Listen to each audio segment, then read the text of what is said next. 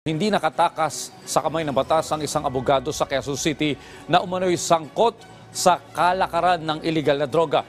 Ito'y matapos siyang mahulihan ng higit 1 milyong pisong halaga ng mga umano'y shabu kasama ang isa pa niyang kasabuan. Nagbabalik si Vel Custodio sa sentro ng balita. Hindi po yun sa Pangalan.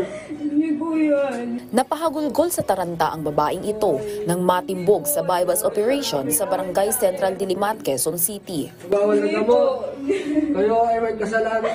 Karapatan ko mga sariling abogado. Hindi po yan sa amin. Hindi po yan sa akin. Hindi po.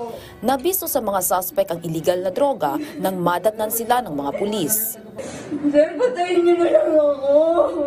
Kasabwat ng babae ang isang abogado, pero hindi niya naipagtanggol ang sarili matapos matiklo sa kanila ang halos 1.4 na milyong pisong halaga ng hinihinalang shabu. So meron tayong nahuling high value individual, actually dalawa sila, isang attorney at saka yung isa is dati nating huli na rin pero nakalaya uli kasi appeal sa Court of Appeals. Actually, yung pong report is coming from the community. So nagtataka sila from time to time, halos araw-araw may iba-ibang muka at kadalasan gabi yung mga nagiging transaction, may motor, may mga sasakyan na pumapasok dun sa isang bahay nga na yun, no, dito sa Quezon City. At naalarma yung community, yun na nagre-report sa barangay. So ang barangay, in-inform ang DDEU at in-inform yung PIDEA. 2 buwan tiniktika ng District Drug Enforcement Unit ng QCPD at PIDEA ang mga suspect. Yung actually alpha na ginamit namin, yung asset na ginamit natin is insider doon, isa sa mga parokyano.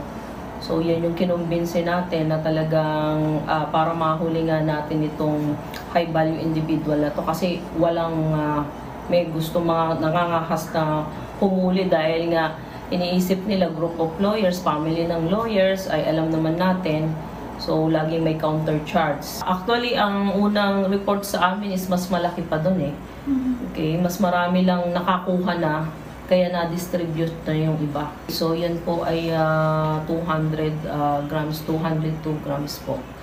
So yun yung nakuha natin.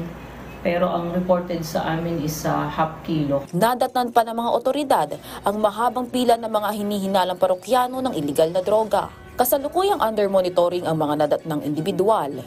Bukod sa selyadong shabu, kumpiskado rin ang isang weighing scale, 81,000 pesos bypass money, cellphone at bag. Tumangging magbigay ng pahayag ang mga nahuling suspect.